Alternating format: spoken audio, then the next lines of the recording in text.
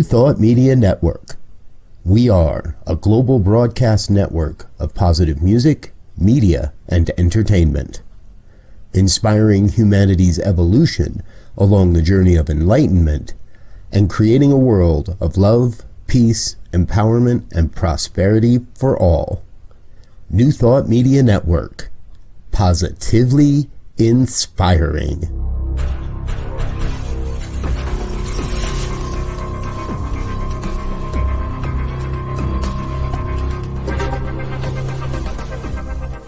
Live from a secure concrete bunker somewhere in Ohio, New Thought Media Network presents Pastor Michael Mangus with Friday's Fireside Chat, spiritual conversation for today. Here he is from the secret radio room, surrounded by thousands of watts, Pastor Michael Mangus.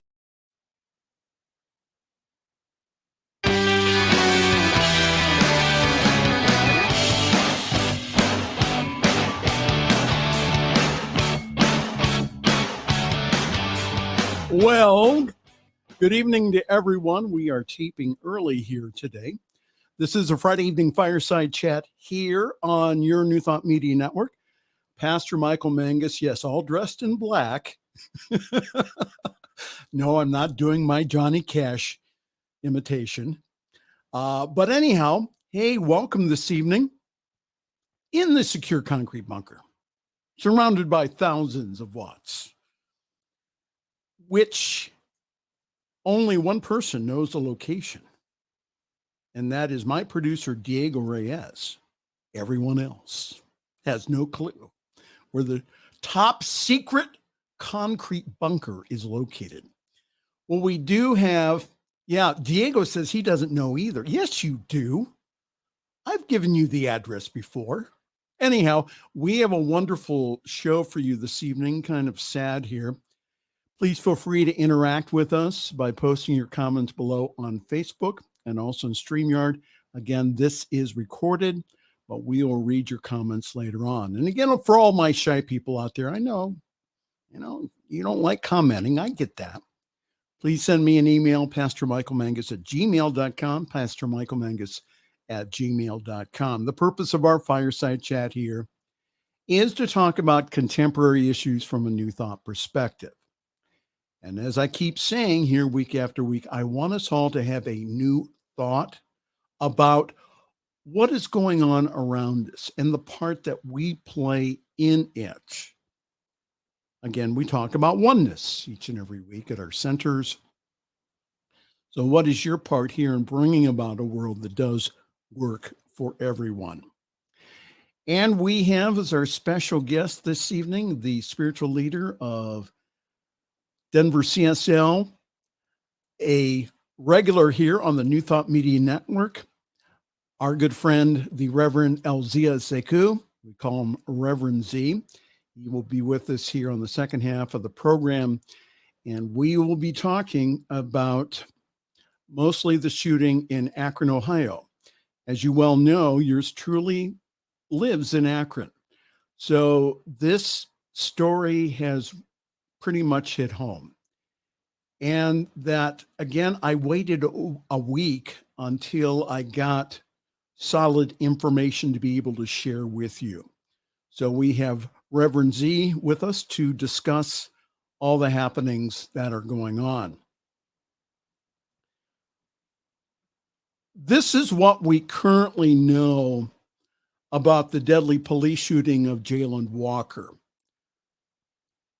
And this is from Vox.com. This is probably the best summation of the news that I could find.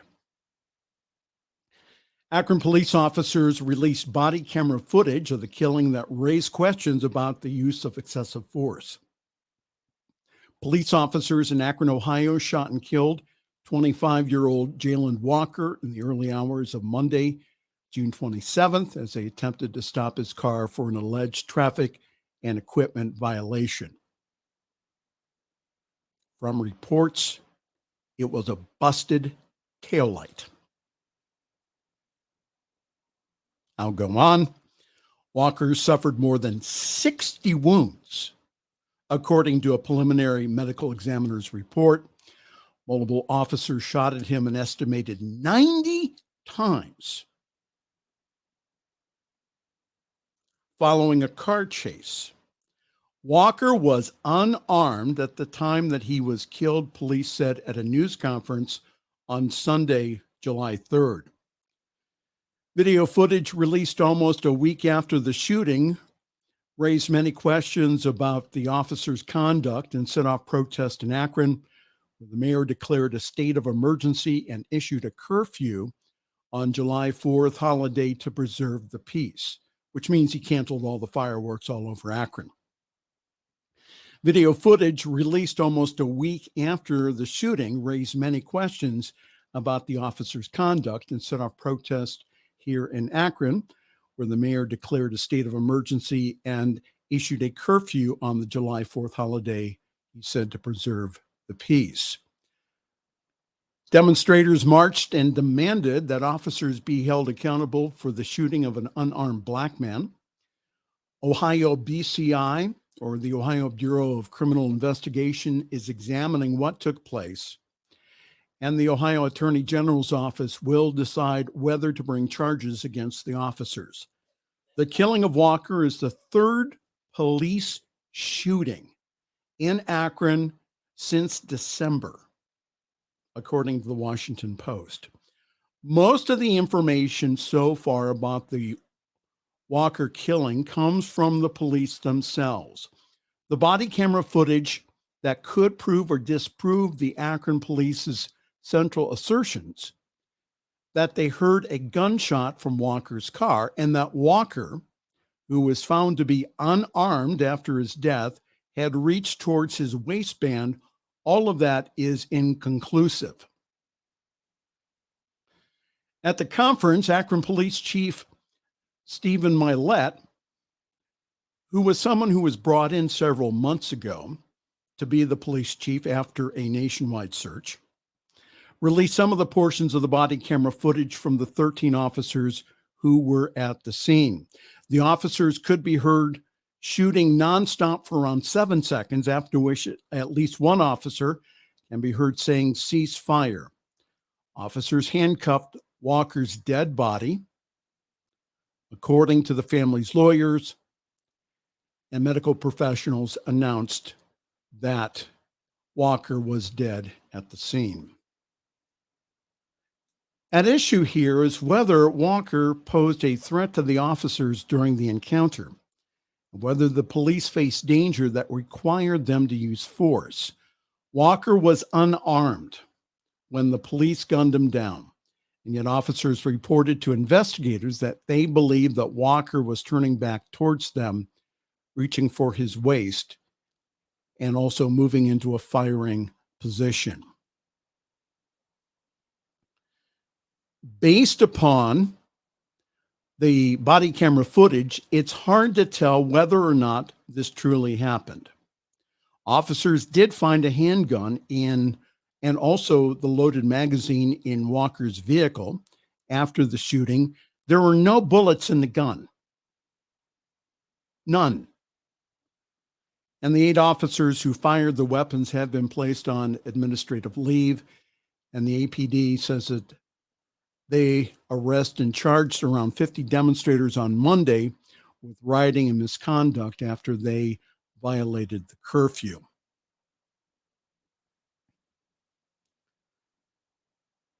The Akron Police Department compiled a narrative video that combined some of the body camera footage with their official narrative of events. Again, they're trying to sway the narrative rather than let the body camera footage go ahead and to speak for itself. And they say that the officers attempted to stop Jalen Walker around 12:30 a.m. for a traffic and equipment violation. A taillight was out. Walker, however, did not stop and instead led officers on a car chase.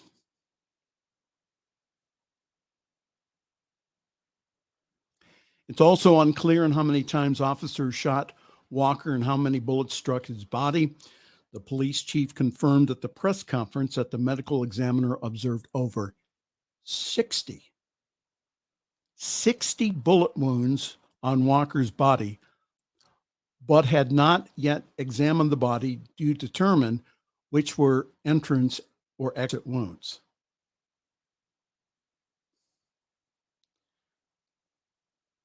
It's also unclear on what caused officers to believe that Walker was a threat to them. A lawyer for Walker's family, Bobby DeCello, told NBC that he did not see any evidence that Walker posed a threat to the officers by shooting at them. They descended upon him, and the first two officers of the many officers used their tasers, he said. There can be no doubt that he was unarmed at the time that he exited the vehicle. It is a non-lethal force when you have a non-lethal threat.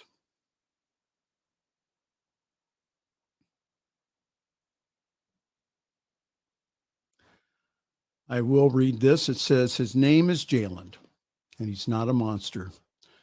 The family attorney said to reporters outside the press conference, they want to turn him into a masked monster with a gun. At the time he was shot more than 90 or 60 times or whatever is unbelievable because he was unarmed. So the latest news here, we had another curfew from 10 p.m. to 6 a.m. in downtown Akron, which is not that far away from the super secure concrete bunker. From reports, there were another 7 arrested on Wednesday evening, another one last night, when they tried to blockade the Cleveland Clinic, Akron General Hospital. The protesters then formed a caravan and went through town, not stopping for traffic signals. And there has been news here that there is another curfew for tonight from 10 p.m. until 6 a.m. for the downtown Akron vicinity. I knew about the shooting last week. However, there wasn't enough clear information until last Sunday's police and press conference. This whole week just saddens me to no end. And the protest outside the police station that Diego just showed you, that's right across the street from the county building where I worked for 32 years. And what it showed me was this when I watched the footage of the demonstrators. It showed the built-up anger about the tactics of the Akron Police Department towards the treatment of African Americans here in this city for decades. This is not an isolated incident. 80 to 100 shots were fired at Jalen Walker, with an estimated 60 hitting him. And as I heard Reverend Z say earlier, we have a real mess in Akron. Now, most of the protests here have been peaceful. It was a group of individuals who went through downtown on Sunday evening. They smashed around 100 plus windows that set off the latest round of curfews in that area. And there are a lot of questions that need to be answered by the 8 officers involved. The state of Ohio, BCI, Bureau of Criminal Investigation, have taken over the investigation with federal authorities watching the situation carefully. So let's see what our new police chief, hired from out of town, does to change the situation. Again, he was brought in for a reason here. He was brought in to reform the police department. And I am asking that you pray for us here in Akron for peace and justice.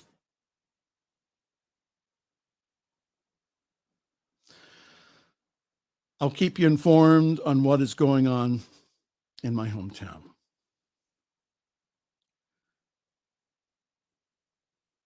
From Minneapolis this week, continuing on the theme, Derek Chauvin was sentenced to serve 21 years in a federal prison on Thursday for depriving George Floyd of his civil rights a few years ago.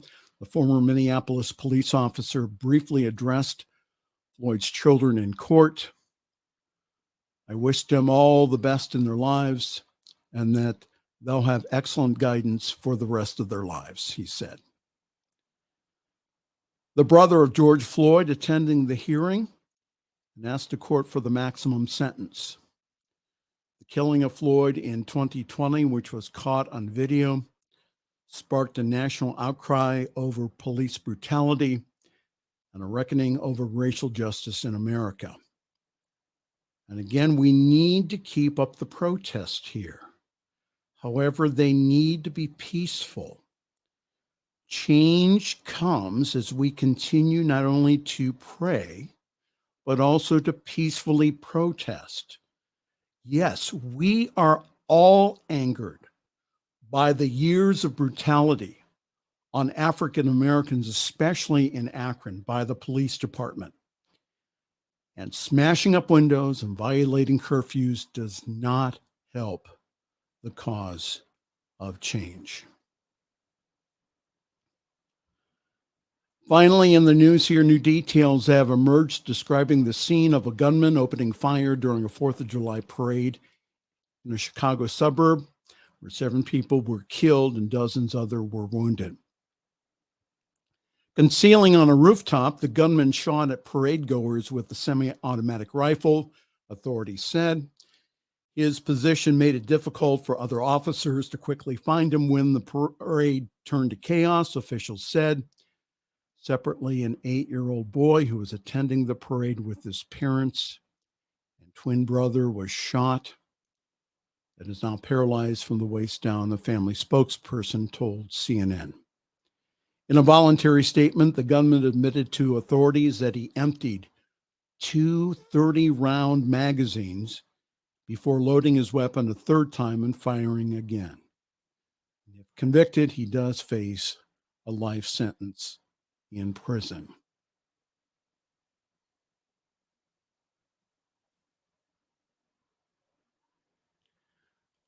We still need to demand change, especially with these weapons of war. AR-15s are patterned after weapons of war, AK-47s. This is a moral and a spiritual issue that needs to be addressed. Do we have to send or wear bulletproof vests every time we go out in public?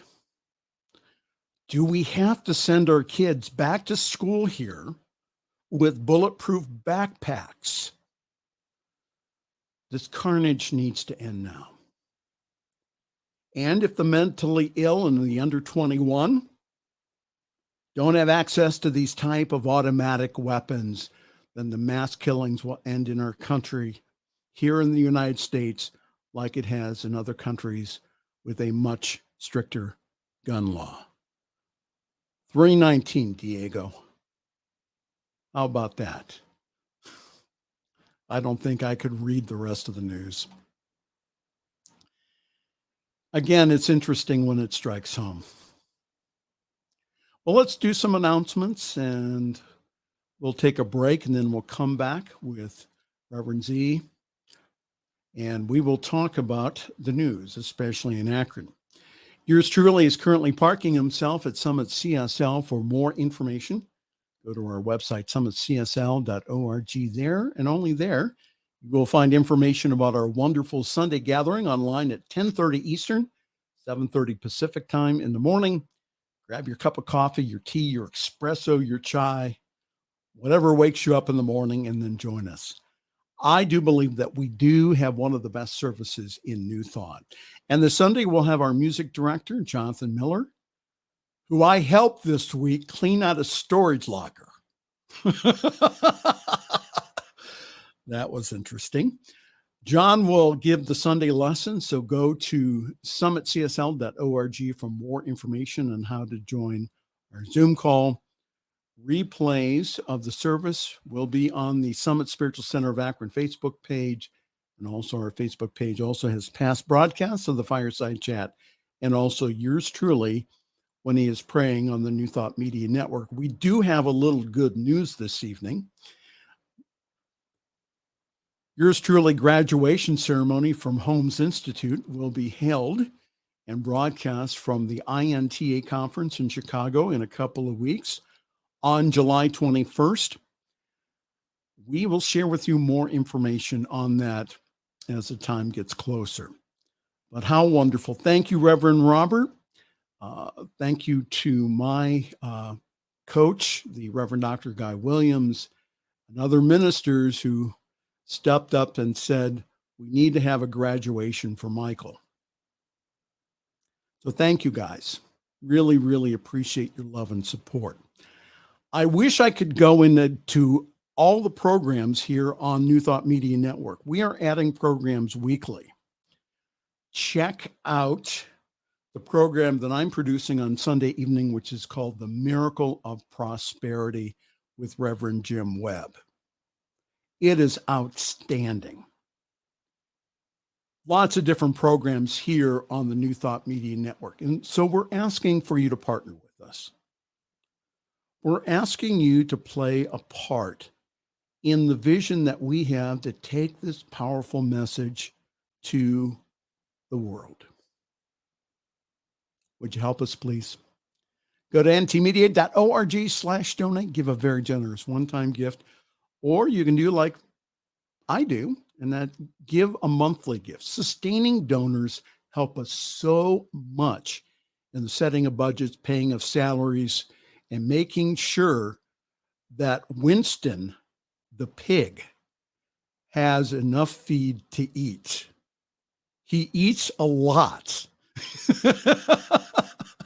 So help us all out here at ntmedia.org/donate. Okay, we're going to go to a break, and then we'll be back with Reverend Z. This is the Friday Evening Fireside Chat here on your New Thought Media Network.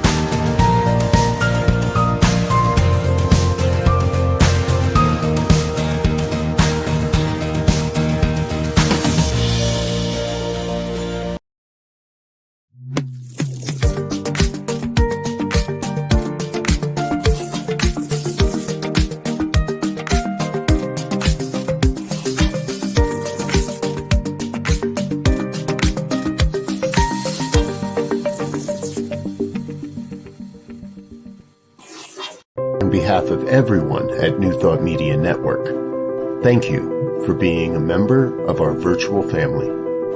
Your financial contributions help share the New Thought message with people from around the world.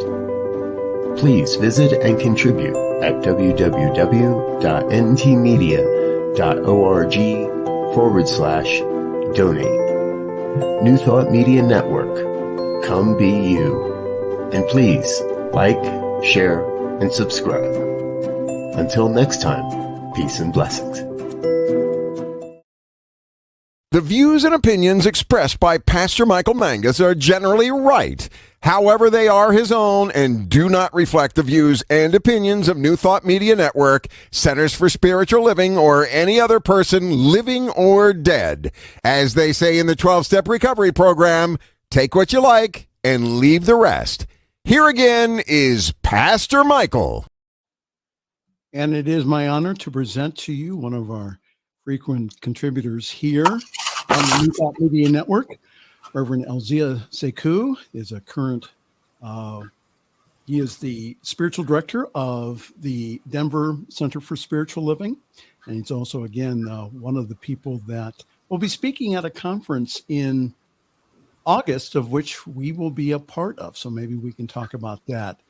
Reverend Z, thanks for being on here. Thank you for switching your schedule around.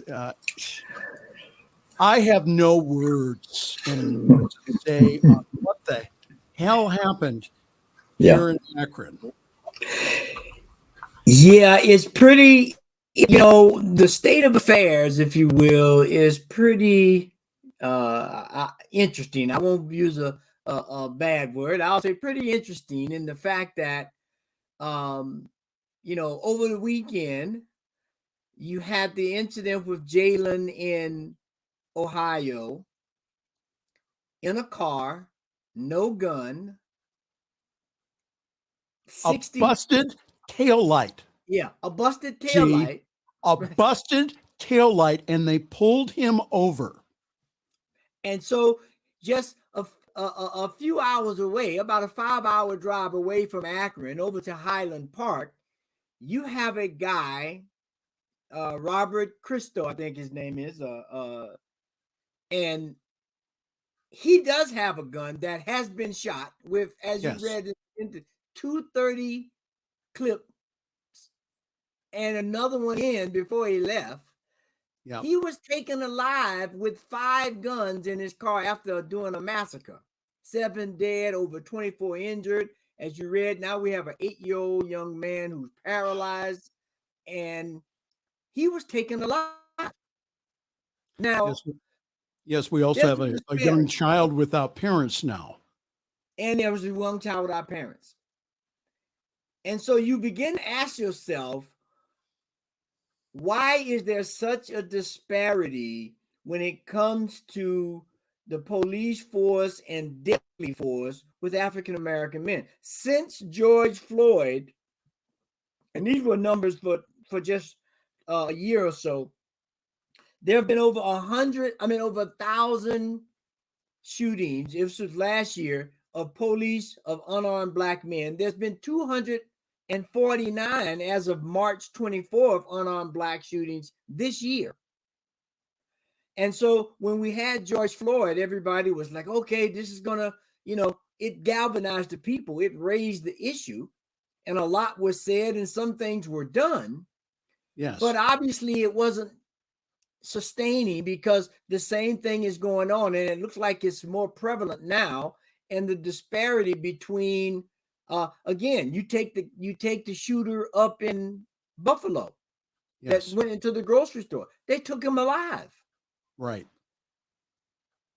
But here's a young black man in Akron who gets stopped for a tail light, and he ends up dying. Now they said he has a gun, but the gun was on his seat in his car, and something I read, and we still got to wait for the real story to come out. Supposedly the gun, a clip, and his wedding ring was on the front seat.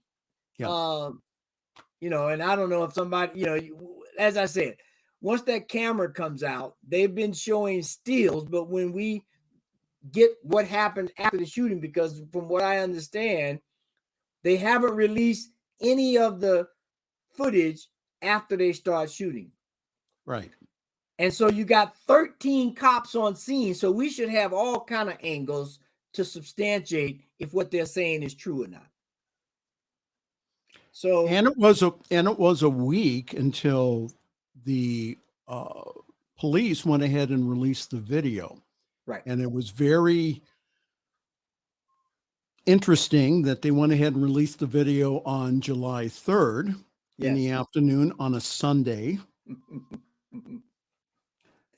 not to cause heat.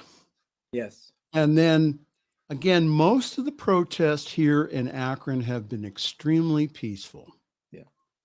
Been led by clergy, by the NAACP. And again, that there have been people, and again, people, unfortunately, from out of town it's been said that, again, that they have joined the individuals downtown. Yeah. To the individuals who are in from out of town, you're not doing us any good.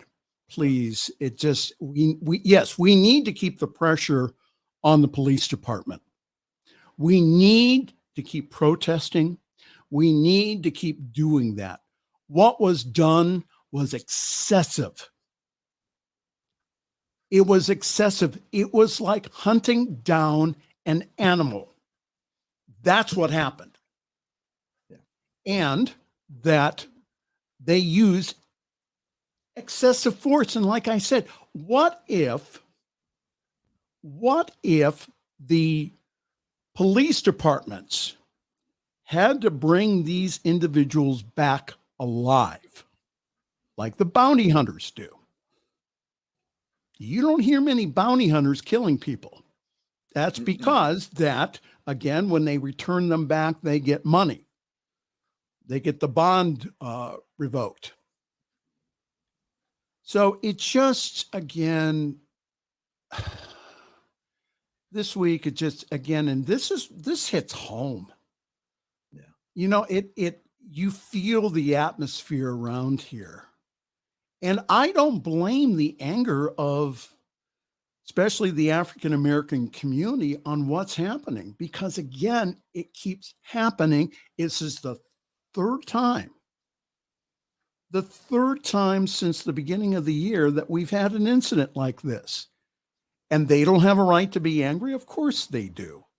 But again, that the Walker family, their attorneys, the clergy, the NAACP have all said this, that the investigation is out of the hands of the Akron Police Department. It's in the hands of the state of Ohio now. Now we'll see what they find. And also the federal authorities are also involved too. They're taking a look at what happened.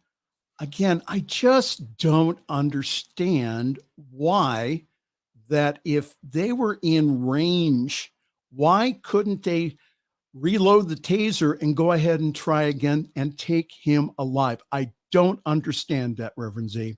I just have no words. Well, you know, one of the challenges that we're facing is, in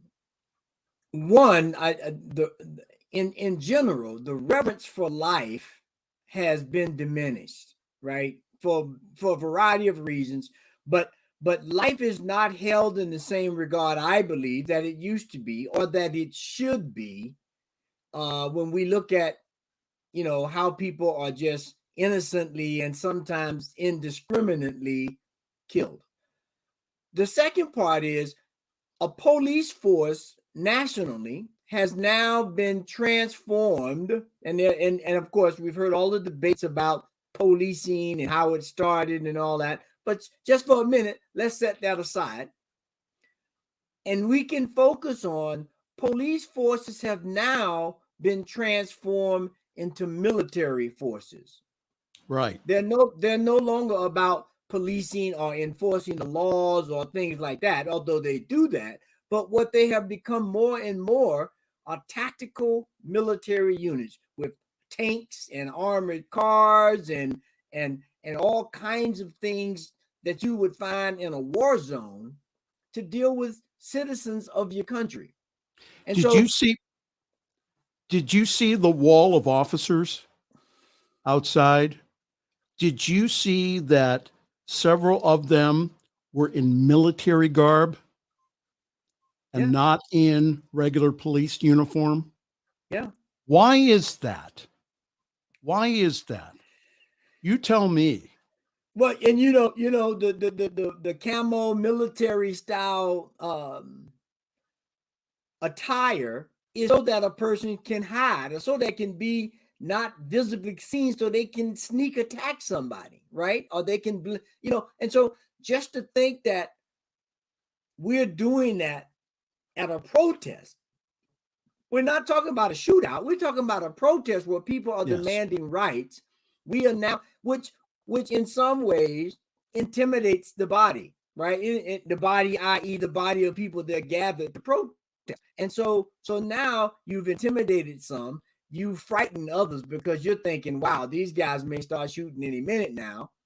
Yes. And then all it takes, as you said, one person, no matter where they come from, to incite something, to throw a bottle of water from behind, and we have another situation. Yeah, there is an investigation going on of a police officer punching someone in the face after they got into their face at one of the demonstrations. It just, again, my prayer is not only for peace, but my prayer here is for justice. How long are we going to let this go on, especially in my hometown? And that's the reason why the mayor's office, that's why the police department, again, this chief was brought in, I think, from Seattle. Someone would like to correct me on that. But this police chief was brought in specifically to reform the police department. Now, one of the things that he said, which just angered me to no end, was that they said that it's common police practice to handcuff someone, even if they're dead. Yeah, go figure, right? And again, it brings up the point, like you just said. Here we had individuals, Caucasian, again, who shot up everything. Here you had individuals, again, of white skin color who were taken alive after doing a lot more carnage. This guy didn't do anything. He had no police record at all. Now, what happened a few months ago was that his fiancée was gunned down. Whether or not that contributed to him buying a gun, again, hey, I don't know. But it just amazes me why it takes 90 rounds of ammo, 90 to 100 rounds of ammo. They're not even sure how much ammo was used.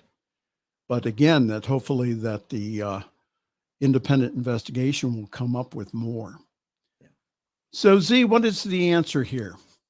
Well, I think at one of the stems of the root, if not the main root, is racism.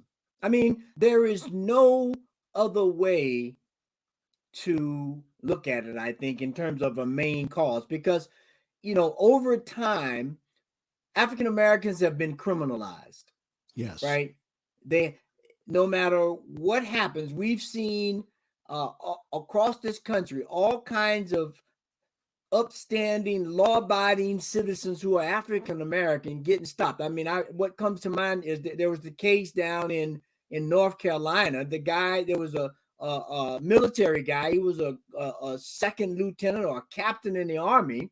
Yes, I think it was.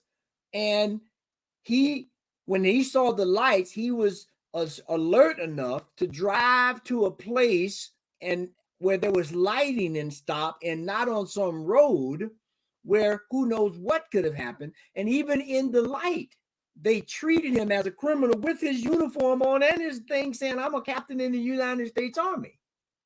So there's been this image projected upon African Americans, and specifically African American men, as being a threat, as being a menace to society, and being someone who's not worthy of redeeming or giving the benefit of the doubt. And so it appears that there's an unwritten rule: shoot first and ask questions later. And we will see how that pans out with this video cam.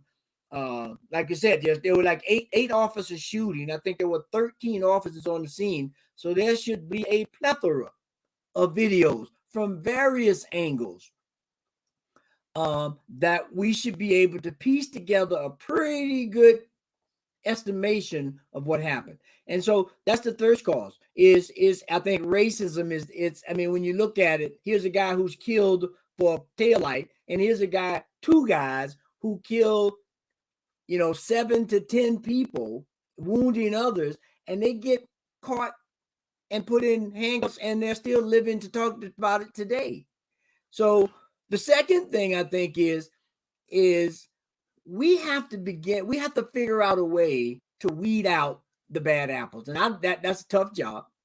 But we have to have some way of weeding these bad seeds, if you will, out of the police force. And we might not be able to get rid of all of them, but we need to get rid of enough of them to make a difference. We're talking with Reverend Elzia Sekou, Reverend Z, here at the New Thought Media Network. And this is a Friday evening fireside chat. We're talking about what has happened here the past week here in Akron, Ohio, and also in Highland Park. Yes, if you go ahead and you take a look at, for example, the individual who did the shooting down in Charleston of the AME church down there, they took him to a Burger King afterwards. Yeah. Because he was hungry.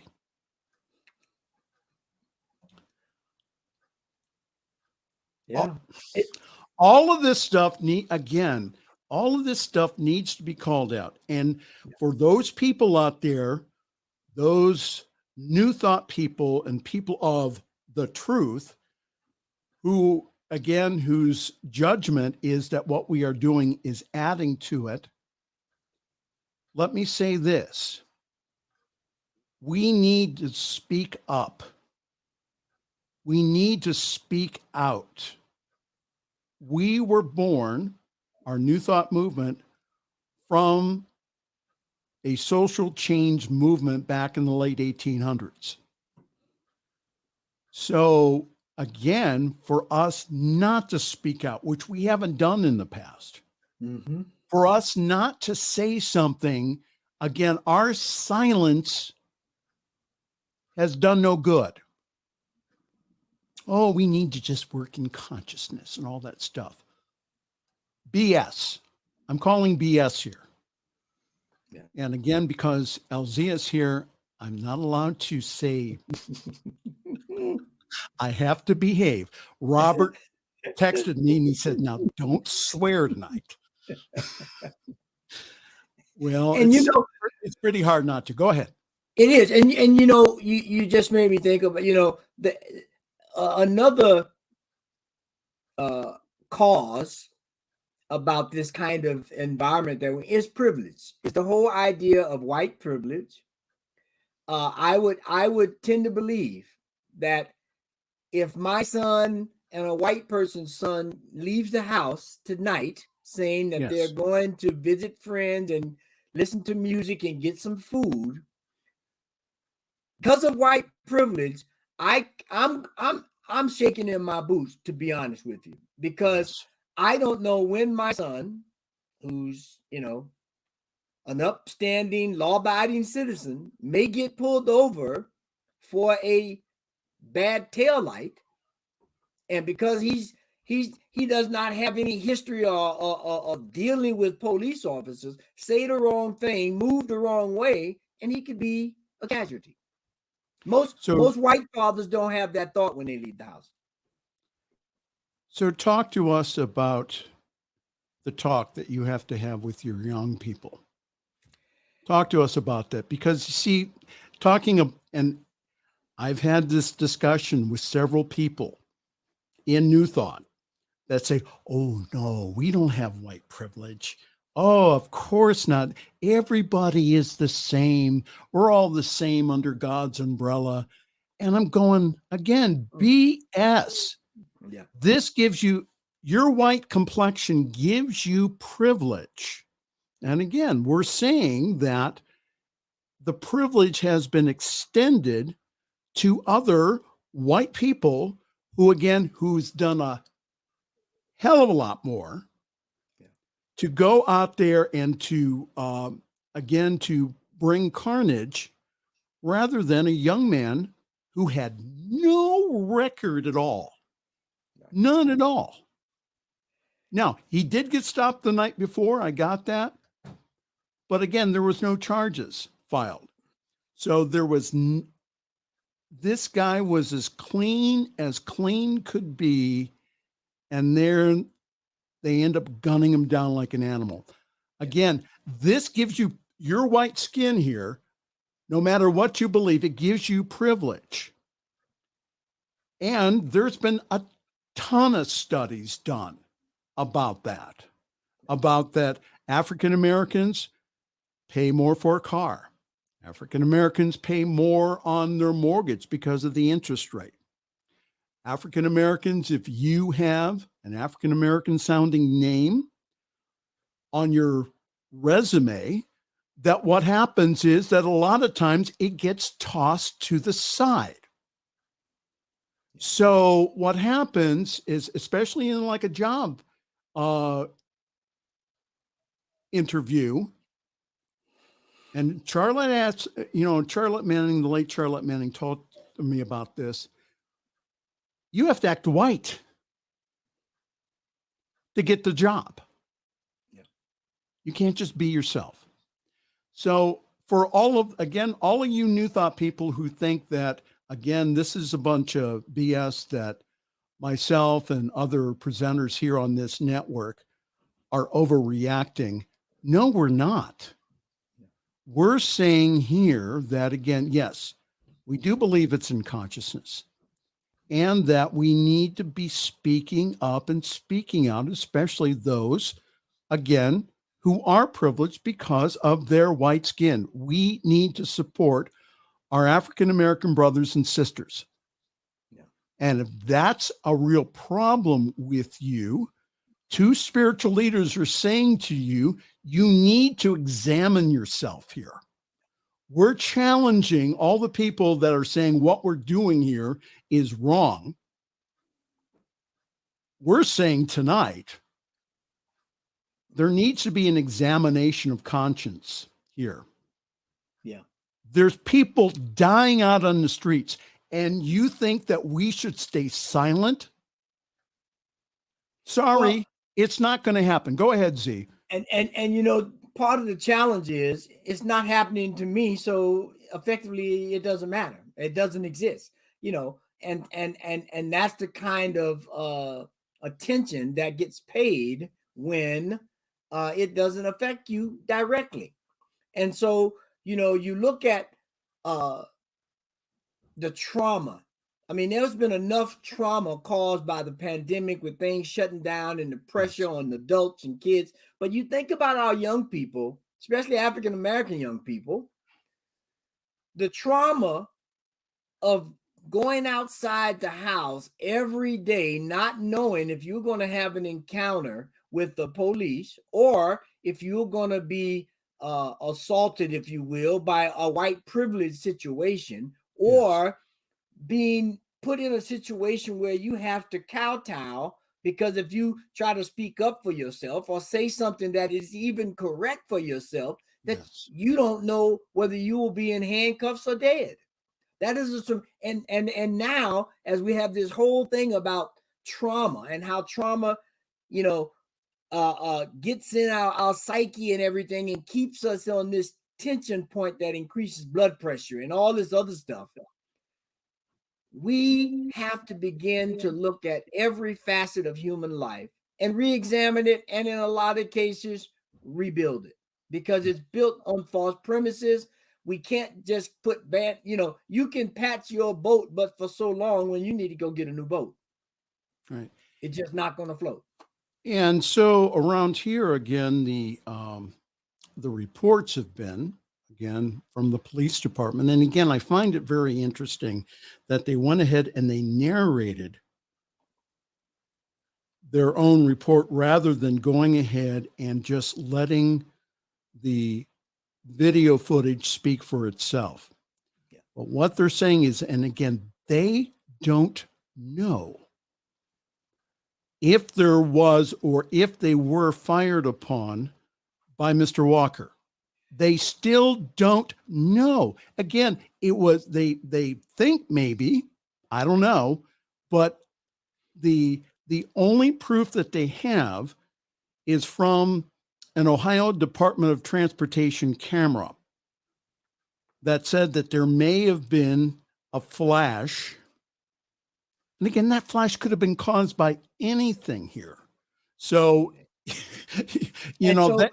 that's the reason why I'm, again, that, the gun was, by the way, it was in the back seat. It was moved to the front by the police officers. It was moved, again, if you take a look at the footage, it was moved to the front seat. So again, that it wasn't in the passenger seat, it was in the back of the car. Wow. So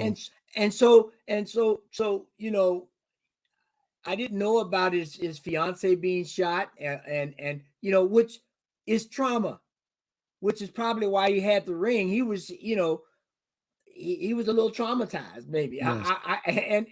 And so when we think about how do we begin to minimize these things, we have, there was the call after George Floyd that we need either officers or trained personnel on these kinds of scenes to try to put some psychological inferences into the situation where it's just not shoot first and ask questions later.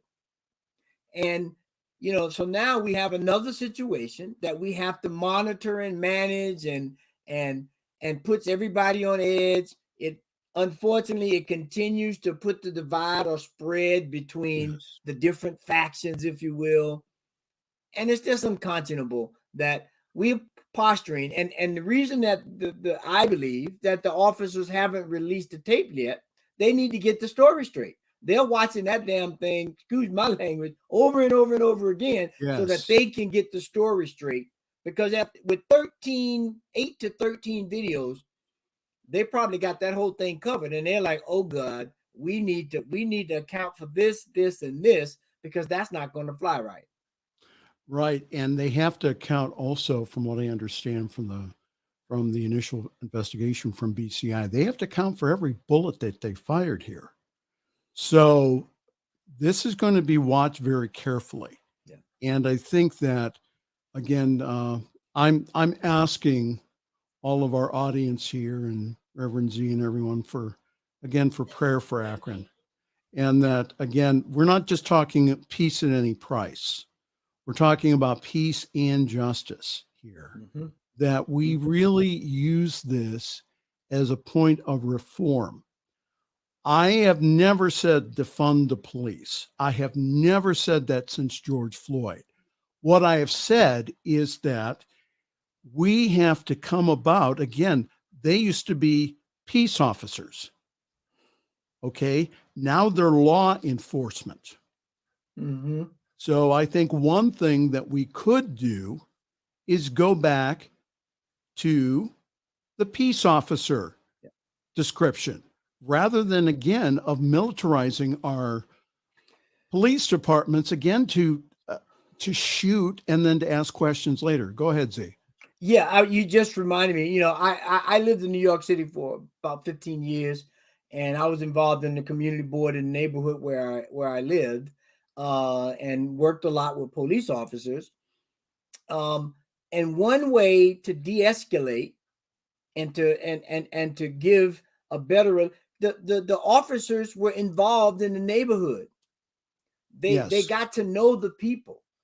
So, and they got to know little Johnny, if you will. And so there was a relationship with little Johnny that helped turn little Johnny around when he may have got into something that wasn't criminal, but it was leading down the wrong path.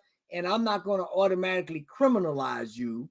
I'm going to maybe take you to your parents if I know them, or we're going to talk to your coach if you're trying to, and create a relationship where it's not always adversarial when I come to the neighborhood. So now, because it's become law enforcement as opposed to peace officer, the moment someone sees a police officer, they're already skeptical. They're already on edge, and because I don't trust them. I know what they do. They suspect me. And so everything gets shut down. We only have a few minutes left. Talk to us about the conference coming up in August that you'll be speaking at. Yes. So at Unity Village on August 11th through the 14th, there will be the Celebrating Our Soul, which is a conference of New Thought leaders and ministers and practitioners, and that will look at and present the African-American contribution from the past to the present and into the future of what New Thought is from that perspective, and begin to give us an opportunity as New Thought adherents to look at the 360-degree spectrum of how these teachings, philosophies operate in different environments that makes everybody more aware, everybody more connected. And then you know, if you want to understand the African-American perspective, this is a great opportunity. It's open to all people. It's not just for African-Americans or people of African descent. It's for everybody.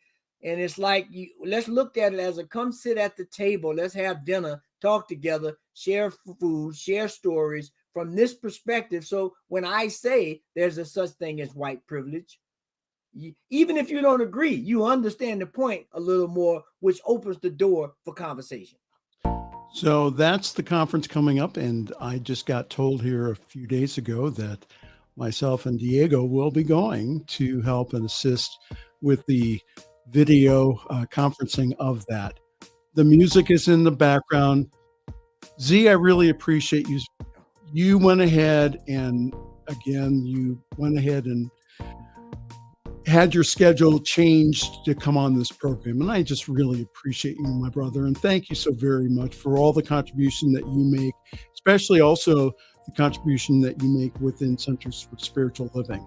So thank you again. Really appreciate and love you, brother.